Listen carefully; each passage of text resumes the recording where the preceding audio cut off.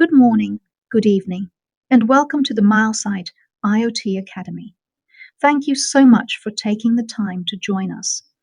Today's webinar is called IoT Fundamentals, Everything About LoRa and LoRaWAN. In this webinar, let's talk about some fundamental knowledge about LoRa, such as its advantage, use case, architecture, and the difference between LoRa and LoRaWAN.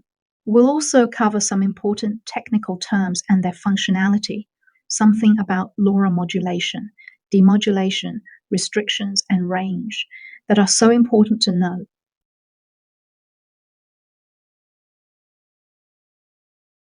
But first, why is LoRaWAN so popular? I think there are 7 reasons that make LoRaWAN really powerful. And you can also find these characters in other LP1 technologies. But with these combinations, LoRaWAN becomes awesome. Super low power consumption, long battery life, ultra long range. LoRa uses the license, free spectrum, so you don't need to get approval or a license to deploy a LoRaWAN network. Geolocation helps the network to find where is your device, no matter it is indoor or outdoor. And no matter the public or private networks, you can build up with the very same device, same gateway, in the same open source software LoRaWAN. And you can seamlessly handovers from one network to another and don't need to worry about security issues because there are levels of protection over the air. And finally, there is a very large ecosystem composed of device makers, gateway manufacturers, network service providers, as well as application developers.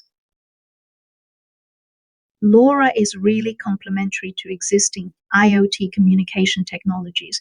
It's long range, but obviously at the cost of bandwidth. So it's designed for IoT use cases, which require only very little bandwidth, very small data. But that also makes it really suitable for devices that are usually in sleep.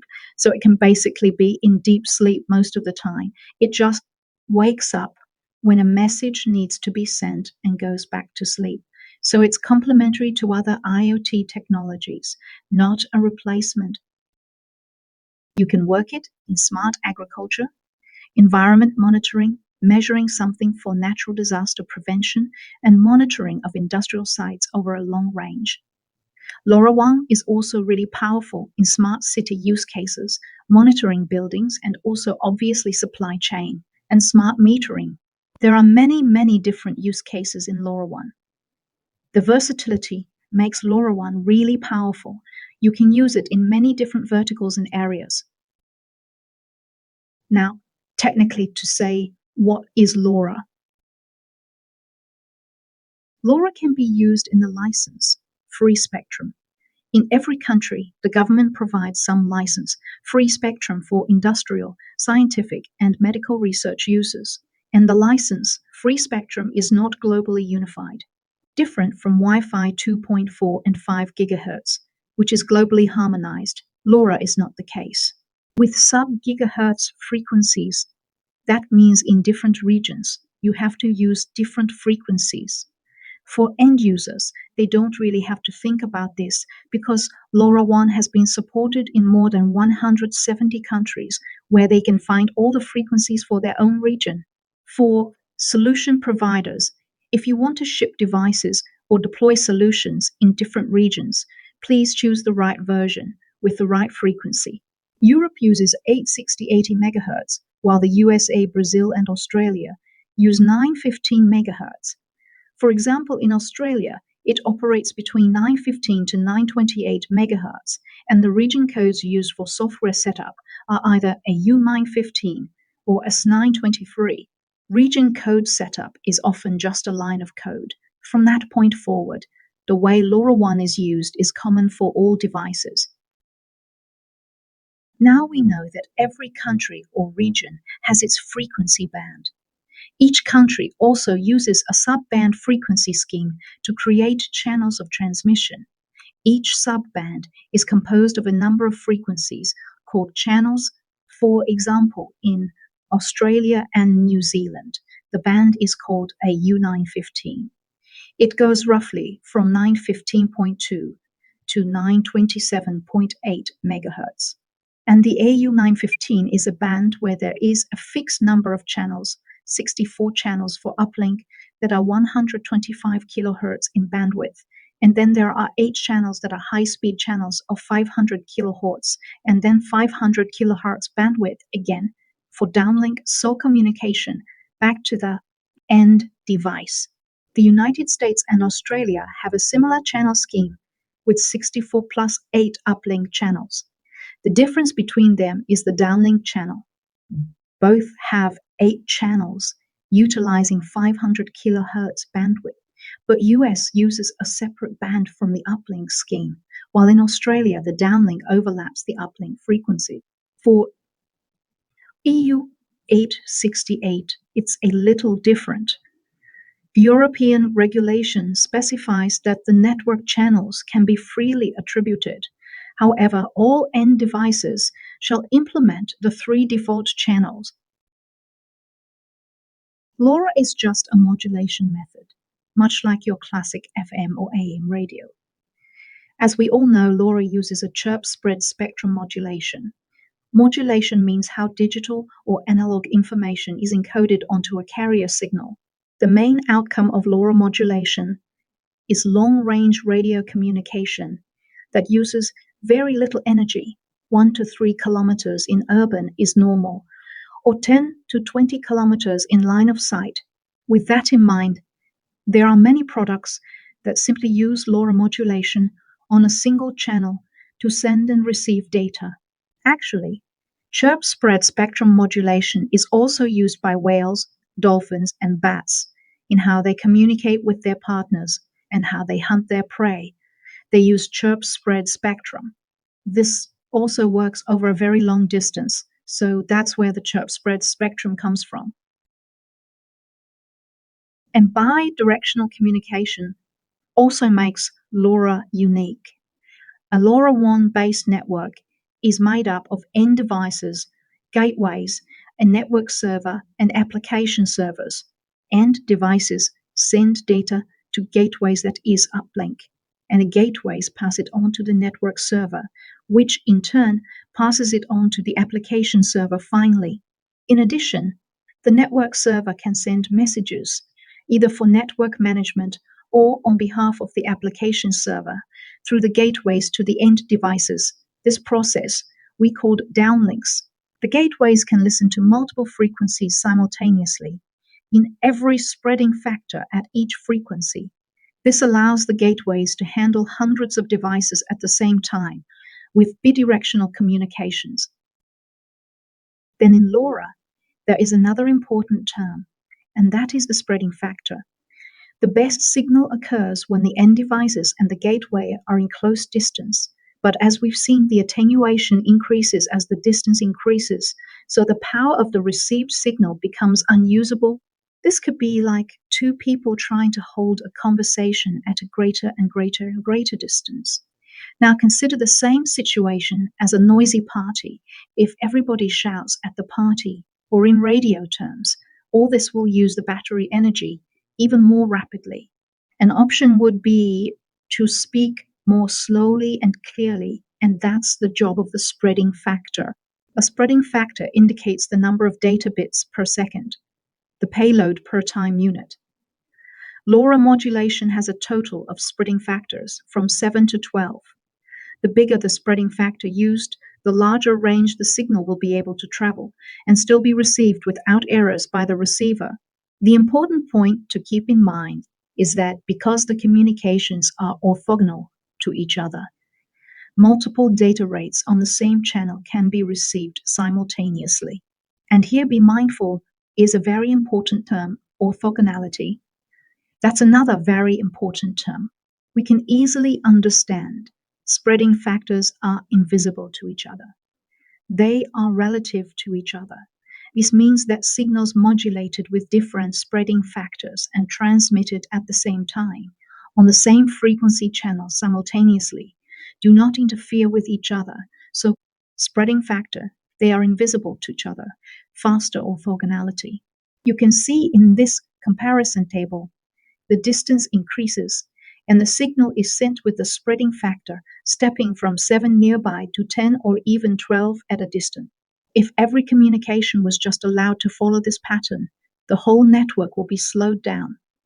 To avoid this situation happening, there's another rule that limits the total amount of time any transmission can take, and this is just 1% of the allowable time. In short-range communication, speaking rapidly can pass more data at a higher rate against the distant extremes.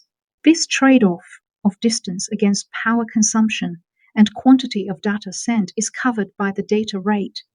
Which spreading factor to use is always your choice. No single spreading factor is always best for your use case, and that is why LoRaWAN has a mechanism called adaptive data rate. The adaptive data rate is choosing the best spreading factor in a particular scenario. For example, when end devices close to the gateway use a high data rate and lower spreading factor, they spend less time on air and exploit the low link budget that they need. For more distant nodes, the data rate is lower, higher spreading factor, and the link budget is higher. Based on the exact situation, the network server can ask an end device to change the data rate, and that is really powerful in LoRaWAN to automatically and dynamically adjust the data rates and optimize battery life and link quality. LoRa is the unlicensed spectrum. It also has something that you need to consider, is the duty cycle or dwell time. It means a certain amount of time before the signal is received by the receiver. It differs from region to region. For example, in Europe, there is a 1% duty cycle per day, depending on the channel. To respect a 1% duty cycle, after sending a message, we have to wait about 53 seconds before sending a new message. In Australia, there is no duty cycle limitation applicable, and the dwell time limitation is 400 milliseconds. These restrictions are various in different regions. Basically, in Milesight, we have set it up in all hardware devices by default. End users are not allowed to change the duty cycle. Let's see the LoRa performance range with theoretical value and the real limit in practice. What is the real range that you can get with LoRa? Some people already tested by setting up senders and receivers on mountains, and they get data over hundreds of kilometers of range, and the theoretical maximum is 850 kilometers with the free space path loss algorithm. And the Things Network community did a real test in 2020. They put a transceiver with a big helium balloon. The transceiver is about 25 milliwatts of power and moves at 36 kilometers of altitude. It supports the European frequencies. It kept sending messages out from the balloon. Guess what? The message reached a gateway in Czech. There is 832 kilometers between them. Since LoRa can support the range of hundreds of kilometers, why can't you cover all of Europe or all of Australia with a single gateway? And that's obviously because free space is only in space. And on Earth, we have factors like structural attenuation. So the buildings, the trees, the materials, things like that, there's reflection and diffraction. So there are buildings with a lot of glass that reflect a radio frequency signal, and also there is a Fresnel zone.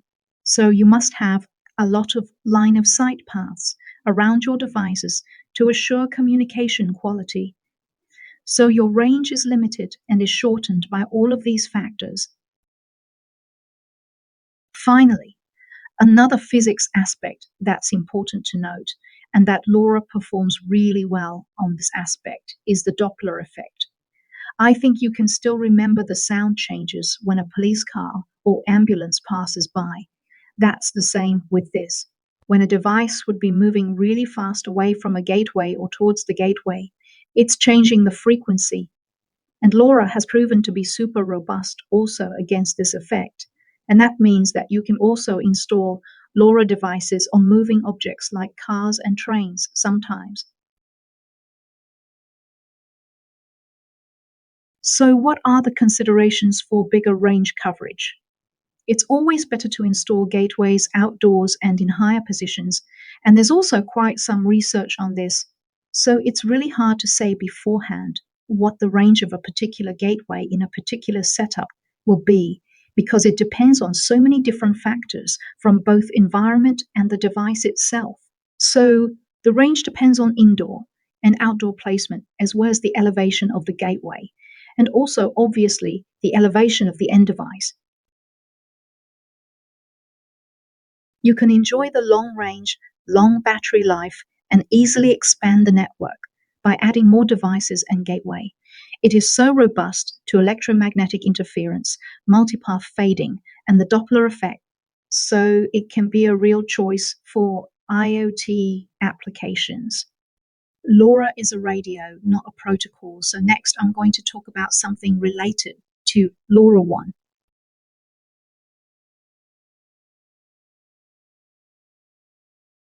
LoRaWAN and LoRa are not synonymous. So what's the difference? LoRa is the physical layer. It is developed and maintained by Semtech company. LoRaWAN is an open networking protocol that delivers secure bidirectional communication, mobility, and localization services. It is standardized and maintained by the LoRa Alliance. And in this slide, on the layer below, you can see the different regions have different bands, such as in Europe, the US, and in Australia, in Asia, there are different frequencies. Since LoRa is a radio, not a protocol, it must work within a certain frequency range.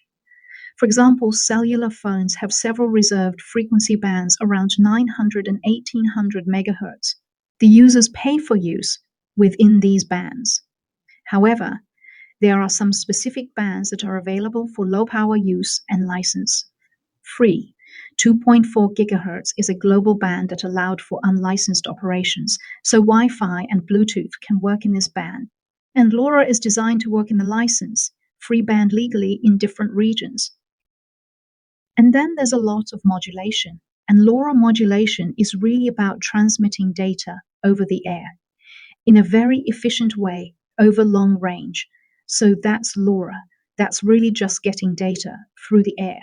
Then in the gray part, that is what LoRaWAN does, which is a MAC layer, which means media access control.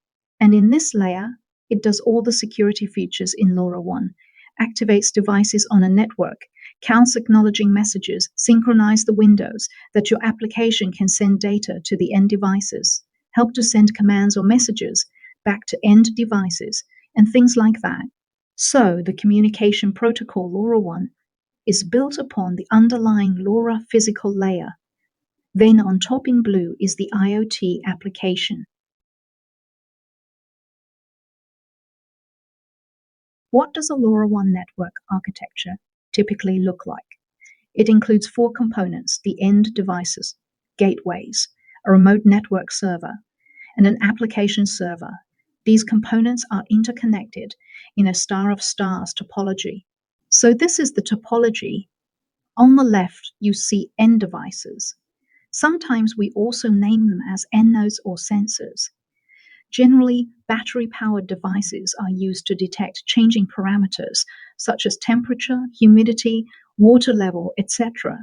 They are connected to one or more than one gateway. Actually, there's not really a connection between an end node and a gateway, not a physical connection at all, because the gateway is basically listening for messages from end nodes wirelessly via LoRa. And the gateway is a dumb packet forwarding device. It doesn't understand the contents of the packets or decide what to send back. But the main LoRaWAN characteristic is the central role of the gateway. It receives packets from sensors via LoRa and then forwards the packets over Internet Protocol to the network server using a backhaul interface like Wi-Fi, fork cellular network, or Ethernet cable connection. The network server does the packet decoding. The network server understands the contents of data packets. So the network server identifies the end device, receives multiple copies of the transmitted packets, decrypts and deletes the same packets, does some security stuff to protect data, and then forwards the payloads to whatever application server the end user requires.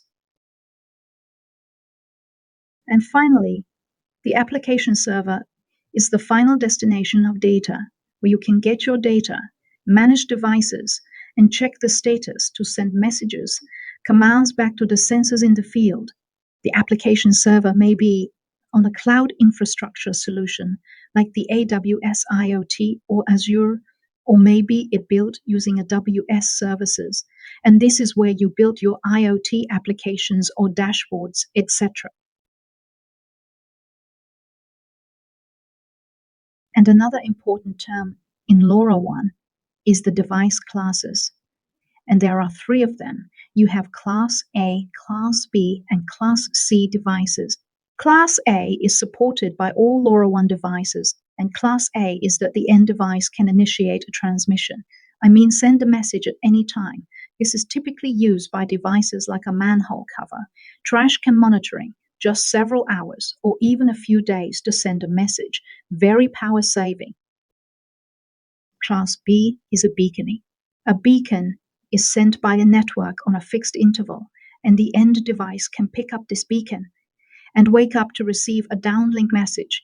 So Class B devices are in deep sleep, but they wake up on a time interval, such as every a few minutes, to listen for the messages from the network. Class B is also so power saving as Class A, but it allows the network to send a message to the end device at a fixed interval, even if there's latency at most a few minutes. And then finally, Class C stands for continuous downlink. It means that the end device is continuously listening for downlink messages, and this allows the network to send a message to the end device at any time. These devices just work and don't sleep, so they use more power and are often mainly powered. Class C usually works with devices like streetlights with power sources, so you can turn them on and off at any time. So which type do you need? It's a trade-off between battery lifetime and communications delay.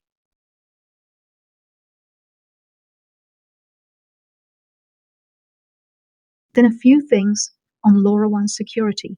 Since many customers ask me if it is secure to send data over the free license spectrum, the answer is yes, definitely. There are two key elements to the security of a LoRaWAN network: the message authentication and the join procedure.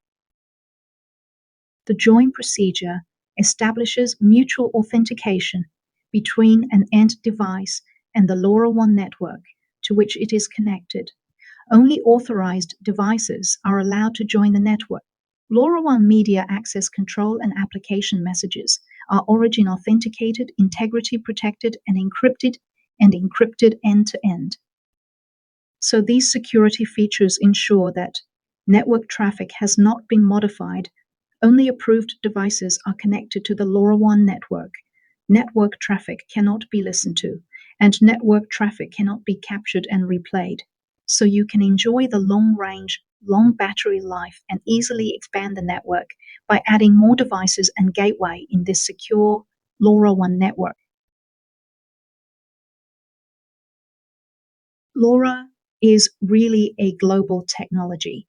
So you can use LoRaWAN all over the world, either in the public network or your private network, everywhere where there are regulations with a license-free spectrum.